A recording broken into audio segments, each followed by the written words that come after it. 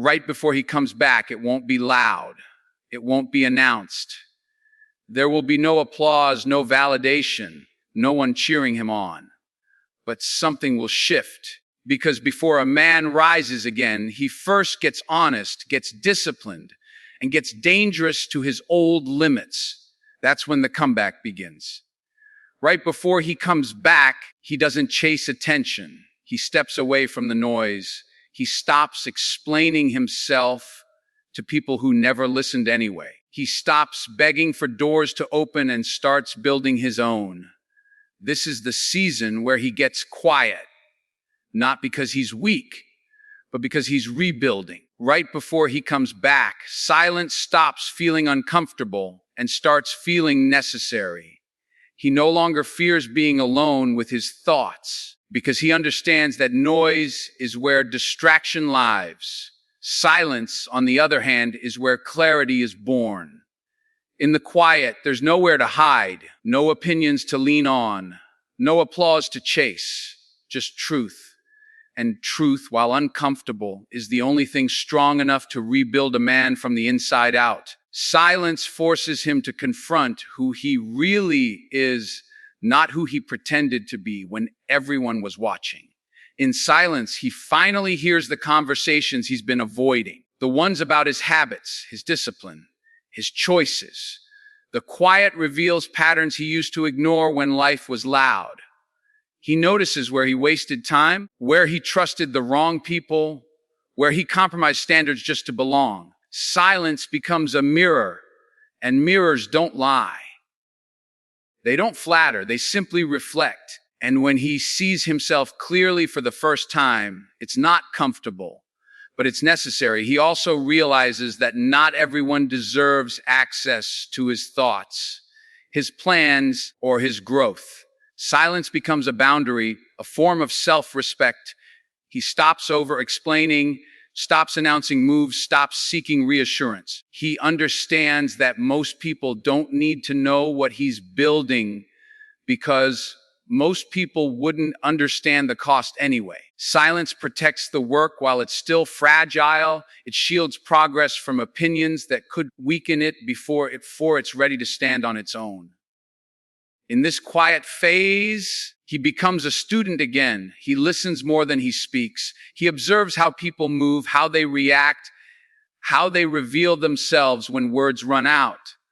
Silence sharpens awareness. He starts to notice details he missed before. Body language, tone, energy, intention. The quiet teaches him discernment. It shows him who's genuine and who's just present when things are easy. This awareness becomes armor. When he comes back, he won't be easily fooled again. Silence also builds emotional control.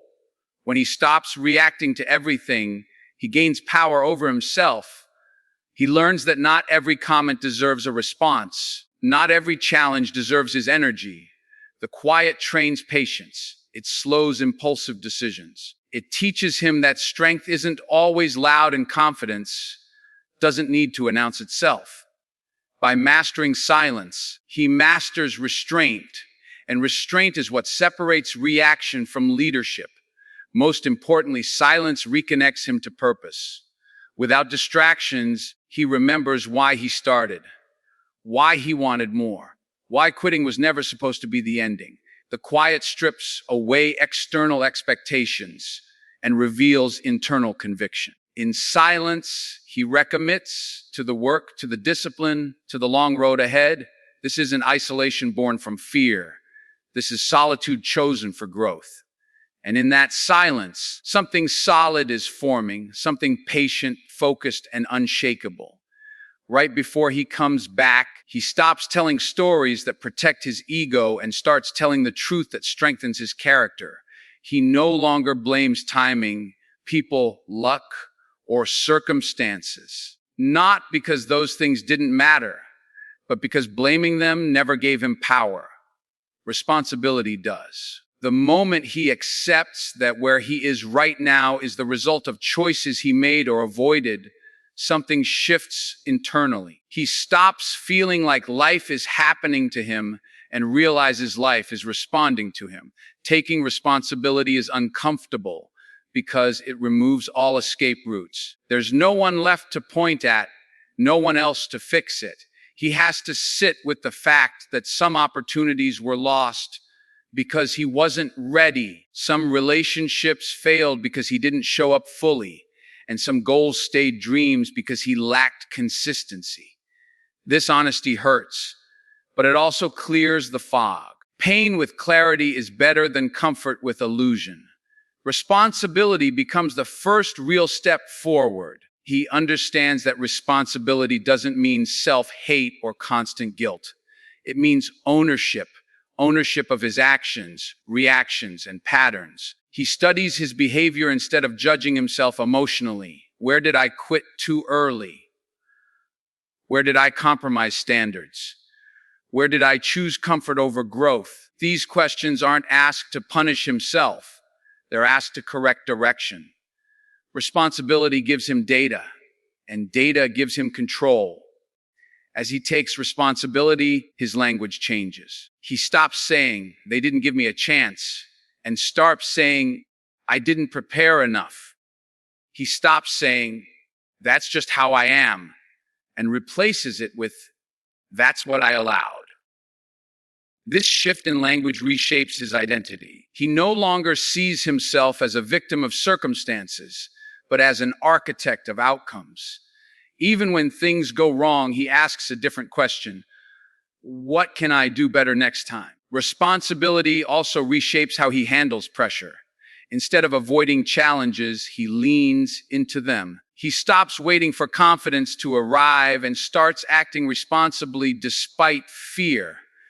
He understands that confidence is built through action, not thought. Every small act of responsibility, showing up on time, keeping promises to himself, finishing what he starts, becomes a brick in a stronger foundation. He realizes that discipline is just responsibility practiced daily. This mindset changes how others perceive him, even when he's still rebuilding. People sense when someone owns their life. There's a quiet authority in it. He doesn't argue, justify, or defend himself endlessly. He lets accountability speak. When mistakes happen, he addresses them directly. When he falls short, he adjusts without drama. This level of ownership earns respect, not because he's perfect, but because he's dependable. Taking full responsibility also frees him emotionally. Carrying blame toward others is exhausting. It keeps him tied to resentment and stuck in the past. When he lets go of blame, he regains energy. That energy gets redirected into improvement, learning, and execution. Responsibility doesn't limit him. It liberates him. It places the steering wheel back in his hands. And once he realizes that his future depends more on his choices than his excuses, the comeback stops being a wish and starts becoming a plan. Right before he comes back, he stops running from his failures and starts sitting with them. Not emotionally drowning in them, not romanticizing the pain, but examining them with honesty and precision. He understands that failure isn't a verdict on who he is, it's evidence of where he lacked skill, patience, awareness, or consistency. Instead of asking, "Why did this happen to me?" he asks, "What did this teach me?" That question changes everything. He breaks his failures down piece by piece. He looks at the decisions that led up to them, the warning signs he ignored, the moments where ego spoke louder than wisdom. He notices patterns, how rushing cost him, how overconfidence blinded him, how hesitation delayed progress. Failure becomes feedback. And feedback, when taken seriously, becomes an advantage most people never claim because they're too busy hiding from it. Studying failure requires emotional maturity. He resists the urge to blame others, rewrite history, or soften the truth.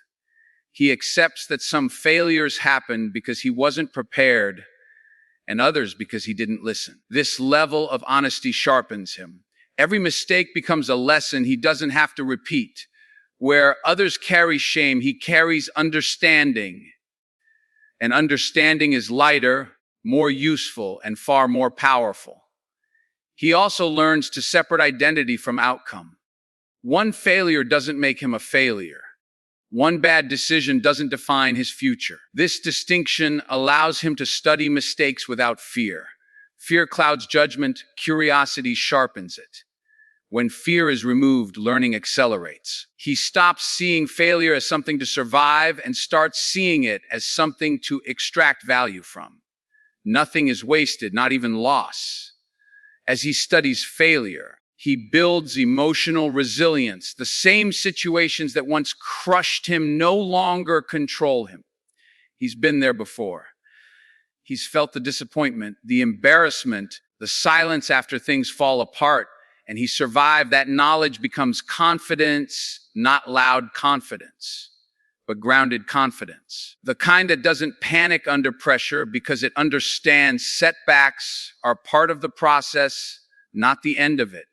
He begins to respect failure as a necessary teacher. Success shows results, but failure reveals process. It exposes weak systems, flawed habits, and unrealistic expectations. By studying failure, he upgrades his approach. He becomes more patient, more strategic, more aware of timing and preparation. He stops forcing outcomes and starts building foundations. The comeback, when it happens, won't be based on hope. It will be built on lessons paid for in full. Through this process, he gains something rare: wisdom earned early. Most people repeat the same mistakes because they never slow down long enough to learn from them. He doesn't make that mistake again. He studies, adapts, and evolves. And when he steps forward next time, he doesn't step blindly. He moves with insight, with awareness, and with the quiet confidence of someone who's already failed and refused to stay there. Right before he comes back, he stops waiting to feel ready. He understands that motivation is unreliable. It comes and goes depending on mood, energy, and circumstance. Discipline, on the other hand, doesn't ask how he feels. It asks what needs to be done. This realization changes how he operates. He no longer negotiates with himself every morning. He commits once, and then he executes daily. He learns that discipline is not about intensity, it's about consistency. Anyone can work hard for a week when emotions are high. Very few can show up when the excitement fades and the results are still invisible. This is where he separates himself. He builds routines that remove decision fatigue. He creates structure so progress doesn't depend on willpower. Discipline becomes the system that carries him forward when motivation disappears. In this phase, he starts doing small things right. He wakes up when he said he would. He finishes tasks even when they feel boring. He trains on days he'd rather rest. These small acts seem insignificant, but they compound. Each disciplined action strengthens his self-trust. He stops doubting himself because he keeps promises to himself. Confidence grows quietly through repetition, not hype. He also understands that discipline is an identity, not a punishment. He doesn't see structure as restriction. He sees it as freedom. When his habits are aligned, his mind is clearer. When his schedule is intentional, distractions lose power. Discipline simplifies his life. It reduces chaos and replaces it with order. This order creates momentum, and momentum creates belief. As discipline becomes part of his character, excuses lose their grip. He no longer needs perfect conditions to perform. Whether he's tired, frustrated, or uncertain, he still shows up. He understands that progress is made on the days that test him most. These are the days that shape him. The discipline he builds in private prepares him for pressure in public. He also becomes more patient with results. Discipline teaches him to respect time. He stops rushing growth and stops comparing his timeline to others. He focuses on today's work, trusting that consistency will handle tomorrow. This patience keeps him grounded. He's no longer chasing quick wins. He's building something durable. Over time, discipline reshapes his self-image. He begins to see himself as reliable, steady, and capable. This identity change is powerful. When challenges appear, he doesn't question whether he can handle them. He already knows he will show up. The comeback isn't fueled by a sudden surge of motivation. It's carried by discipline built one ordinary day at a time. Right before he comes back, he breaks a habit that quietly weakened him for years, the need to be seen, approved, and affirmed by others. He realizes that chasing validation kept his focus outside of himself. It made him perform instead of build, impress instead of improve. When validation became the goal, progress became optional. Letting go of that need is uncomfortable at first because applause can feel like oxygen. But he learns that growth doesn't survive on praise. It survives on commitment. He begins to notice how much energy he used to waste proving himself, explaining his plans, justifying his decisions, defending his pace. He understands now that most people don't doubt him because they see clearly. They doubt him because they measure him by their own limits. Seeking their approval only diluted his direction. So he stops arguing. He stops convincing. He lets people misunderstand him while he continues working. This shift makes him quieter but stronger. Without the pressure to be liked, he becomes more honest with himself. He no longer chooses actions that look good. He chooses actions that work. He accepts that real progress often looks unimpressive in the beginning. There are no cheers for discipline, no recognition for consistency, no audience for patience. And he's finally okay with that. The absence of validation becomes proof that he's doing something real. He also learns to self-validate through standards, not emotions. He measures himself by effort, integrity, and follow through, not by compliments or criticism. Whether people applaud or doubt him, the work stays the same. This emotional independence stabilizes him. He's no longer lifted too high by praise or crushed by disapproval. His identity stops swinging with public opinion. As he detaches from validation, relationships change. Some people grow distant because he's no longer feeding their expectations. Others reveal themselves because they only supported the version of him that benefited them. He doesn't fight this shift. He understands that growth rearranges social circles. Instead of chasing belonging, he chooses alignment. He values respect over approval and substance over attention. This independence sharpens his focus. Without external noise, his goals become clearer. His energy is no longer divided between performance and progress. It all goes into execution. He moves at his own pace, according to his own standards. This self-directed movement creates confidence that doesn't need witnesses. By the time he returns, validation no longer drives him. Results do. He doesn't need people to believe in him because he believes in the process he's committed to. He knows who he is when no one is watching. And that quiet certainty becomes unshakable, not because others see it, but because he's lived it. When he finally comes back, it won't be dramatic. No announcements, no explanations, no need to remind anyone who he is. The difference will be felt, not heard. His presence will be steadier, his decisions sharper, his standards higher. He won't rush to prove anything because the work already did that for him. He won't speak from emotion, but from experience. He won't chase attention. Attention will follow naturally. What once shook him won't move him anymore. What once distracted him won't reach him anymore. He's not louder, he's clearer. And that clarity changes everything, because the most powerful comeback isn't the one that demands recognition. It's the one that makes recognition unavoidable.